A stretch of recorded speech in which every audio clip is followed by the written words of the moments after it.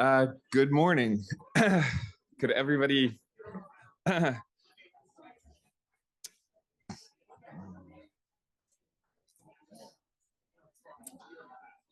All right, excellent. So it's a little past 8, so I think we'll start getting started. So first of all, thanks so much to everyone for coming to this symposium. I'm really excited about the next day and a half. I think we have an interesting program scheduled. So for those that don't know, my name is Jason Roberts. I'm an arrhythmia specialist and with a focus on genetics at McMaster in Hamilton, which is about 45 minutes down the road. So I'm the co-host of this meeting with my colleague and boss, Jeff Healey, who's right here, who'll be saying is in the next session. He's chief of cardiology in my section and also does genetic arrhythmia stuff with me. So yeah, in terms of this meeting, when Andrew originally asked me to do this, Andrea and Brianna, about a year ago, my initial response was, "Oh, Andrew, I'm so busy. I really am not sure that I have the bandwidth for this." And over and above that, I was like, I have no idea how to put together a meeting. I have enough problems scheduling my own life. But Andrew and his team, and so Brianna, Simran, and Amanda from Vancouver deserve a ton of credit. This conference would not be happening without them.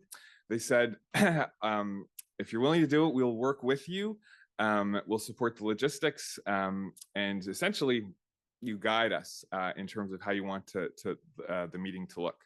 They said, you get to put your signature on it. So I talked to Jeff about it. I was like, "You think I could do it?" And he was like, we should definitely do it. So about 9 months later, or in terms of after the planning committee's meeting started, here we are. So in that context, the theme of today's meeting, so Jeff and I have been talking a lot over the past couple of years about how we think that cardiogenetics is really at kind of a pivotal moment where over the past few decades and longer, we've been trying to better understand these conditions really through observation. So it's been understanding the clinical phenotype, unraveling the genetics, understanding the therapies that work. But to a large extent, the therapies that we've been using have been borrowed from other areas of cardiology. And we now have this deep understanding of these conditions in terms of their genetics and underlying pathophysiology. And in that context, it's really exciting now to see these precision-guided medicines that are starting to emerge. So you targeted small molecules for the underlying pathophysiology, gene therapy, and even gene editing. So in that context, and with Andrew's permission, we said, how about we make the focus of this year's meeting on new therapies? And fortunately, everybody thought it was a good idea. And then in terms of how to do it, as over the past few decades, the field has been driven by academic research.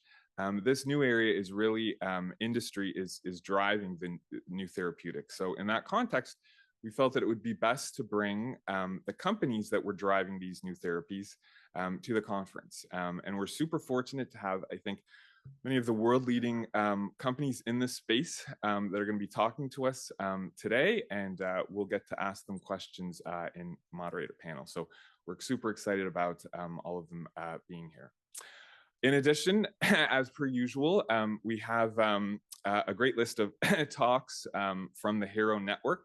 So I always say this, so people aren't getting bored of it, but I'm super proud to be part of the HiRO community that Andrew started over the past 10 years, and I guess Casper is over 20 years. I really feel that Canada is making important contributions to inherited arrhythmia and cardiomyopathy care, and in that context, the speakers and moderators that you'll see today, a lot of these people that are talking about these our approaches to care, they've done a lot of the research that's driving how we approach patients.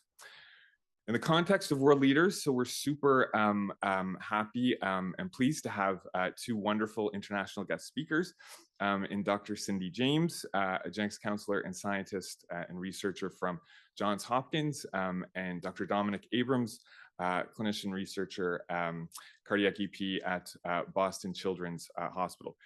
These are two leaders that we've learned from a lot in terms of how we manage our care. And they've also taught the world a lot in terms of how to best manage these patients. So we're super happy that they're joining us.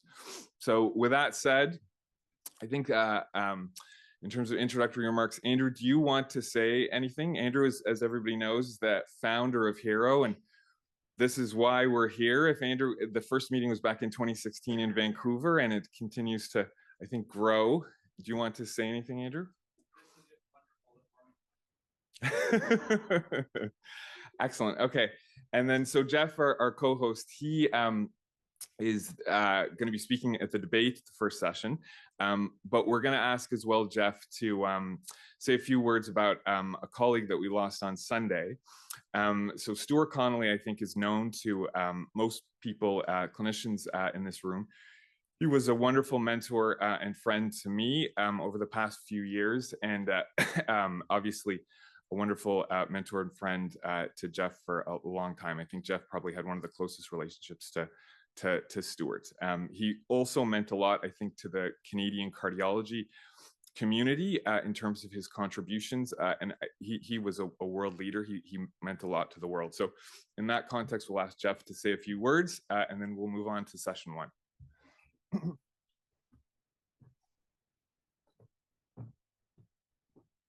Hey, thanks, Jason, and congratulations on getting such a great meeting together, a full room full of friends, experts, and great thinkers. Just a few words about my friend, Stuart Connolly. You know, he was really a generational thinker, right? Like he, more than anybody else, brought the clinical trial into heart rhythm medicine, and not just one little part of it, everything from pacemakers, defibrillators, sudden death, atrial fibrillation, perioperative care, all of the whole gamut. And he landed in the mid-'80s back in Hamilton after doing some work, doing clinical pharmacology with Paul Dorian and others out at Stanford, at a time much like this, where, as Jason said, he had people doing research in pharmacology, people doing electrophysiological research, ECG analysis, all these things, but interventions were not the greatest at the time. I trained with Martin Green in the mid-'90s, early '90s actually, and most of what we did in heart rhythm medicine wasn't very helpful. We gave the wrong drugs to the wrong people. We didn't use devices in a very thoughtful way. It's kind of humbling to think how little we got right just 30 years ago. But trials really ushered in this transformative change, and I think that's the message here. We're poised for transformative change. We have we have a lot of knowledge in terms of how genetic diseases work. We have a lot of smart individuals, many of whom are in this room. This group in particular has an outstanding network. I'm really impressed how the young people work together. And of course, we have our partners in industry who have been very successful in bringing new molecules to bear. And so I think Stuart would really be, happy about here. In fact, the very last email he ever sent me was to do with Jason's target study for ARVC. So he had seen the writing on the wall. He always knew a little bit ahead of time where the interesting stuff was going to be, and really started to pivot in a big way towards genetic medicine in the last years of his life. So, he's really a unique character, and we all owe him a lot for transforming our practice and for transforming the lives of our patients. So super guy. My condolences to all who knew him. And with that, we'll start some scientific debate. Thanks.